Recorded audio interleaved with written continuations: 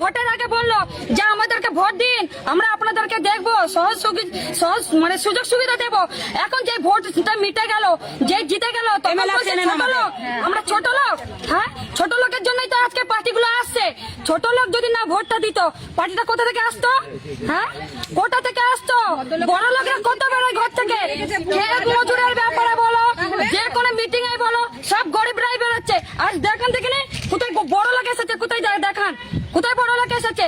আর বড় লোকগুলো ছোট লোক কারা বলছে? কারা কালকে বলছে পেপার গুলো লাথি মেরেছে, আমাকে বলছে হাততালি দিয়ে বলছে আমাদের বিশৃঙ্খলা লড়াই শেখাচ্ছে। কুন্তল কেন শেখাবে আমাদেরকে? হ্যাঁ, এই যে বলছেন প্রধান পাল, হেনারানী মন্ডল, বসনবাগ, এরা কি এমএলএ ঘনিষ্ঠ? সেরকম ভাবে প্রচার করছে না। পারবে না, এমএলএ সাপোর্ট করছে নিশ্চয়ই। আমরা আলোচনায় বসেছি, এমএলএ আসছে না যেহেতু এমএলএ ওদের সাথে আছে, নিশ্চয়ই খাওয়া খাওয়ার কিছু ব্যাপার আছে। খাওয়া খাই মানে বোঝেন তো, টাকা পয়সার ব্যাপার। আর এখনো ক্যাশ পাচ্ছেন টিএমসি লোকের কাছে, এমএলএ বিক্রি হয়ে গেছে। আমাদের বিশাল এমএলএ বিক্রি হয়ে গেছে, তাই জন্য হেনারানী মন্ডলকে সহযোগিতা করছে এমএলএ। এমএলএ টিএমসির সাথে হাত আছে, না হলে এমএলএ এখানে এলো না কেন? আমাদের অভিযোগ শুনতে এলো না কেন? তখন গ্রামে গ্রামে ঘুরে ভোট চাইতে যেতে পারলো, আর এখানে আসতে পারলো না।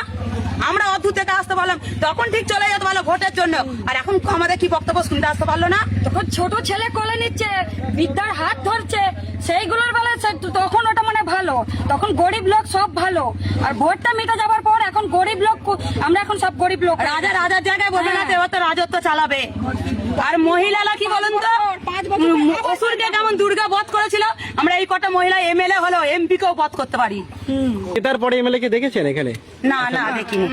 ভোটের বেলা একবার গলায় গামছা দিয়ে হাত দিয়ে হাত জোর করে ভোট দেবেন দিদি, ভোটের পর যে ভোট মিটে গেল আর আপনাদের চিনি না। একটা দিনও গ্রামে বেরোয় নেই। তাহলে কেন ও তো এমএলএ কি জেতার পরে দেখতে পাচ্ছেন এলাকায়? না, কোনোদিনই একটা দিনও বেরোয় নেই। আমরা চাইলে 5 বছর পর আবার পাল্টে দেবো। আমরা যখন কোনো প্রোটেকশনই না পাচ্ছি, তাহলে আমাদের রেখে কি লাভ? এখন এমএলএ আসছেই না, আমাদের রেখে কি লাভ? আমরা যখন কোনো সুযোগ সুবিধাই পাচ্ছি না, আমরা যখন এত সমস্যার মধ্যে আছি, এমএলএ সাহেব কি এখন এসে জেনেছে আমাদের সমস্যাটা? তাহলে আমরা কিসের জন্য রেখে দেবো? আজকে আমরা টিএমসি কে বাদ দিয়ে কেন বিজেপি কে নিয়ে এসেছি? যাতে আমরা সেফটি পাই, কিন্তু আমরা সেফটিটা কোথায়?